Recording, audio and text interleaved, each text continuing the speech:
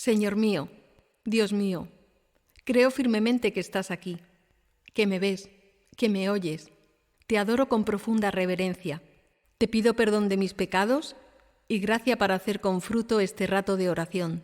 Madre mía Inmaculada, San José mi Padre y Señor, Ángel de mi guarda, interceded por mí. 10 minutos con Jesús.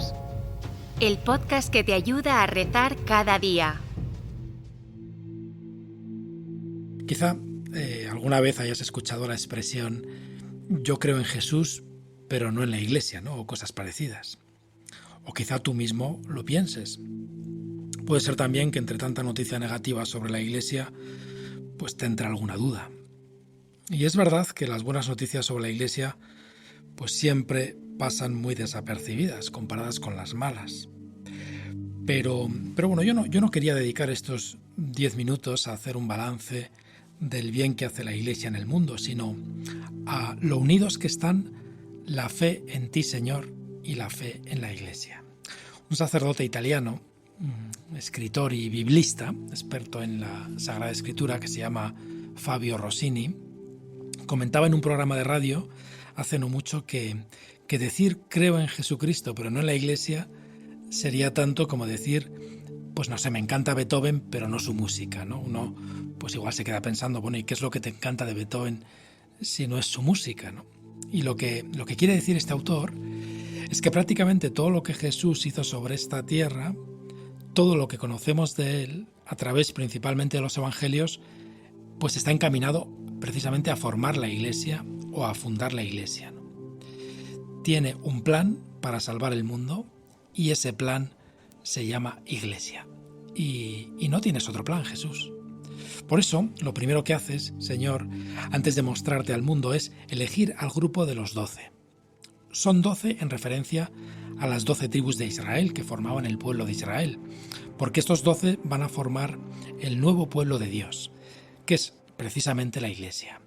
Es lo que narra el Evangelio de hoy. Dice así: Jesús subió al monte, llamó a los que quiso y se fueron con él, e instituyó 12 para que estuvieran con él y para enviarlos a predicar, y para que tuvieran autoridad para expulsar a los demonios. Jesús dice que instituyó a los 12.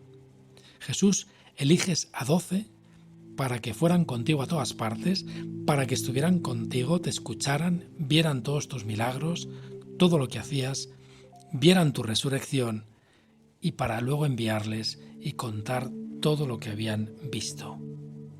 Por eso, Señor, tú no haces nada ni dices nada que no vaya encaminado a ese fin, a formar la Iglesia. Y por eso, pues los apóstoles están siempre presentes en todo lo que haces, desde el primer milagro hasta el último. Lo haces todo delante de ellos.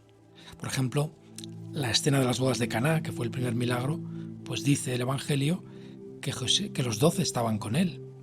Y termina la escena diciendo, y sus discípulos creyeron en él. Y de hecho, lo que conocemos de ti, Jesús, es porque nos lo han contado los apóstoles, los que tú elegiste. Ellos empezaron a predicar y a contar los recuerdos que tenían de ti, lo que habían visto, y a medida que la Iglesia iba creciendo, ellos mismos pusieron por escrito los recuerdos sobre ti. Y esos son los evangelios.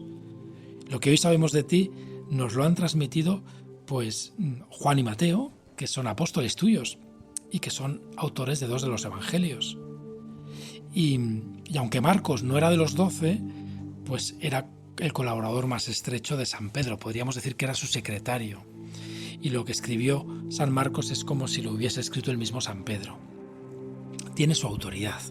Y algo parecido le ocurre a San Lucas respecto a San Pablo, San Lucas que es el 4º evangelista.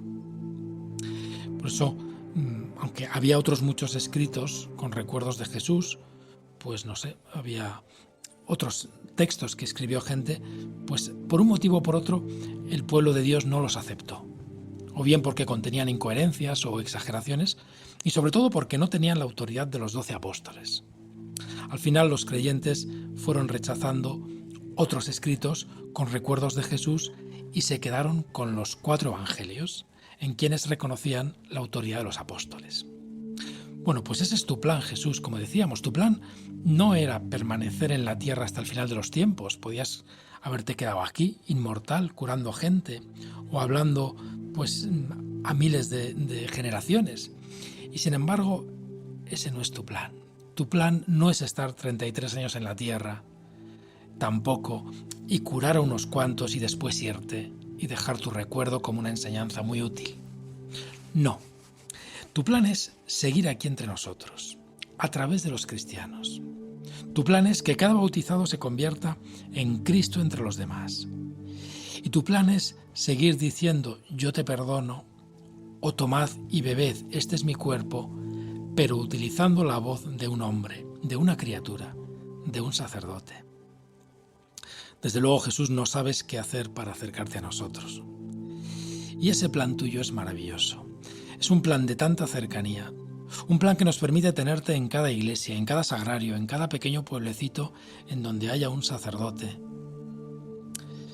Estos sacramentos alimentan tu presencia en cada bautizado, para que poco a poco el corazón de cada bautizado, de cada cristiano, acabe teniendo los mismos sentimientos que tú, Jesús. Los miles y miles de santos canonizados y los no canonizados son la prueba de la belleza de tu plan. Tantas personas que, al conocerlas, podemos decir, aquí estás tú, Jesús. Ojalá, Señor, se pueda decir de mí también, aunque me veo muy lejos de eso. Pues gracias por tu plan, Jesús. Pero hay que reconocer que es un plan muy arriesgado. Señor, es que somos muy frágiles. Y nuestra debilidad e incluso nuestra maldad puede empañar de tal modo tu santidad que en algunos casos se haga casi reconocible tu presencia.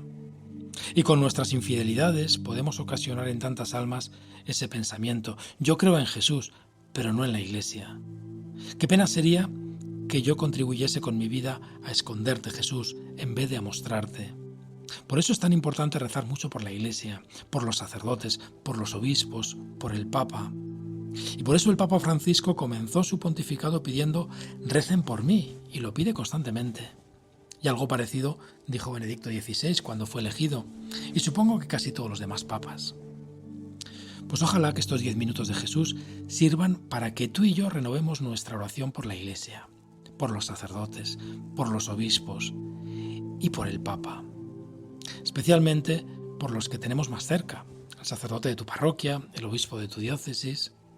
La Iglesia no solo son los sacerdotes, pero tenemos especial obligación de rezar por ellos porque tienen una especial responsabilidad. Hay que reconocer, Señor, que tu plan es muy arriesgado. Hoy en el Evangelio aparece la alineación de esos primeros apóstoles en quienes te vas a apoyar, como si se tratase un poco de la final de la Champions, ¿no? San Marcos nos da la alineación, empezando por el Papa, por Pedro, y siguiendo por los 12 primeros obispos. Dice así: Simón, a quien puso el nombre de Pedro, Santiago, el de Zebedeo, y Juan, el hermano de Santiago, a quien puso el nombre de Boanerges, es decir, los hijos del trueno, Andrés, Felipe, Bartolomé, Mateo, Tomás, Santiago el de Alfeo, Tadeo, Simón el de Caná, Judas Iscariote, el que lo entregó. Bueno, pues es un equipazo. Pescadores, un recaudador de impuestos, gente más bien inculta, algunos jóvenes, otros más maduros. Alguno pertenecía al partido de los celotes, que eran bastante radicales. Otros tenían la mecha corta, como los hijos del trueno, que habría que ver cómo se ponían cuando se enfadaban. Y al final de esta enumeración, un pellizco en el corazón. Judas Iscariote, el que lo entregó. Oh Señor, desde luego que tu plan es arriesgado, ponerte en manos de tanta debilidad humana, de corazones tan frágiles.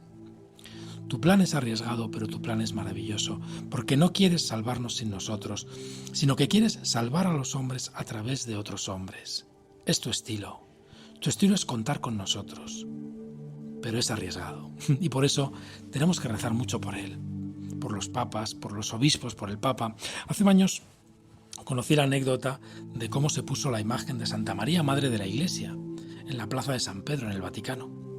al final de una audiencia con jóvenes que participaban en un congreso universitario que se llama UNIF y que todavía se celebra cada año, pues uno de esos jóvenes, llamado Julio Nieto, comentó al Santo Padre que tras observar las imágenes de la plaza de San Pedro había echado en falta una de la Virgen y que por tanto la plaza estaba incompleta.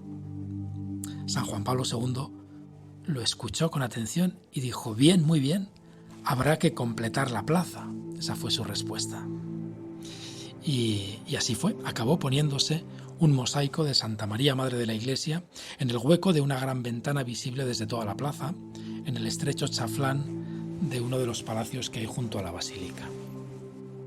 Bueno, si te interesa conocer mejor la historia, te voy a poner un link en la aplicación para que puedas conocer más detalles y los primeros bocetos que se hicieron. Pues tu plan de salvación, Jesús, tu único plan es la Iglesia. Un plan muy arriesgado, pero que cuenta con la segura intercesión de nuestra Madre Santa María.